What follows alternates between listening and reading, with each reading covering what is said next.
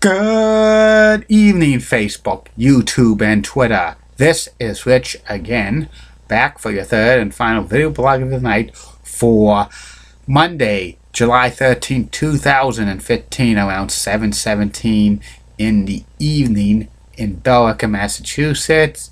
It's been actually a nice day in this area. Not too hot, no humidity, which is pretty good, but the humidity is going to creep back up and tomorrow and Wednesday, chance of thunder showers each day. Not too much news to report. The All-Star Game Home Run Derby's tonight. Also, there's been a report that within the next 15 years, there could be a mini ice age in the world. Could be freezing temperatures most of the year. And the binge on Decades for the weekend of August 1st and 2nd will be reruns of I Love Lucy, The Lucy Show, Here's Lucy, and the Lucy and Desi Comedy Hour. So it's like a tribute to Lucille Ball. And that's about it on the news. My third and final video blog subject of tonight's personality profile. Tonight's personality profile is a continuation of celebrities who have appeared on the Match Game as regulars or semi-regulars. And I've reached actress Patty Duke, who appeared semi-regularly on the Match Game for many years. Patty Duke was an actress. She was famous for being a teenage actress. She was born Anna Marie Duke, and she grew up in the Queens, New York. But she came from an abusive family. Her mother was an alcoholic, and her father suffered from serious and clinical depression. And when she was 8 years old, there was some troubles with her mother and father, so she was given up to John and Ethel Ross, who legally adopted her, and they became her managers when she went into show business. And then she became Patty Duke. And she started acting at the age of 12. She started in a soap opera called The Brighter Day. And when she was 13 years old, she appeared on the classic TV game show, The $64,000 Question. She won $32,000 on the $64,000 question. Her specialty category was spelling, but the $64,000 question was a big game show. That's another story for another day. And her first major role for Patty was she played Helen Keller in The Miracle Worker, in the stage play on Broadway, and eventually in the movie, which she won an Oscar for in 1962. She became very popular, a great teenage actress.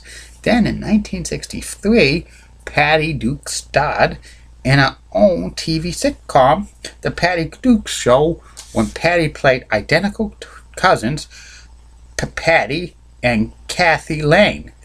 And the show lasted 3 years. It was real popular and stuff. Then after that show ended in 1966, Patty kind of got typecast for a while. Then she went to do booze and drugs and stuff like that. And she accused John and Ethel Ross of sexual abuse during the time she was with them.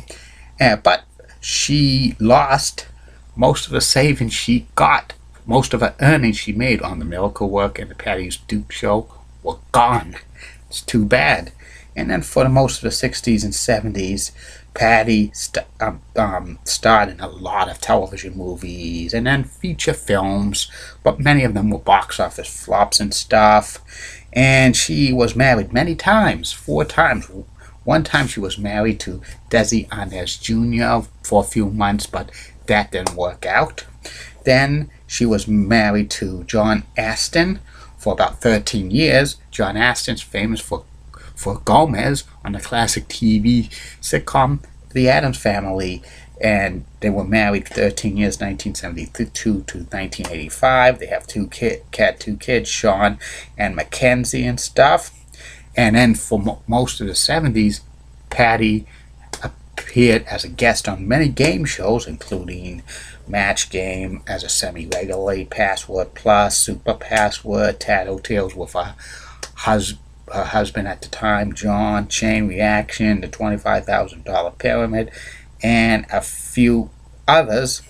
Then she reprised her role as she played Anne Sullivan on the updated version of The Miracle Worker for a TV movie in 1979, which she got some praise for and stuff like that. And in 1982, Patty was diagnosed with bipolar disorder, which it's not a good disease. It's a very one of the serious mental diseases. But she, and she overcame that and stuff like that. And for many years, she was president of the Screen Acting Skills Award, which is pretty good and stuff. She wrote a bestseller book, Call Me Anna, which was in the late 1980s. That actually became a TV movie in 1990. Patty starred in a few like TV sitcoms in the 70s and 80s, but they did not last too long. They were ratings disasters and stuff like that. In the early 1960s, Patty had a singing career, but it didn't really take off and stuff like that. She still acts from time to time, and you could see reruns of the Patty Duke Show on Antenna TV weekday mornings. You could catch it on channel 50.2 WBIN. That's the affiliate of Antenna TV in the Boston area.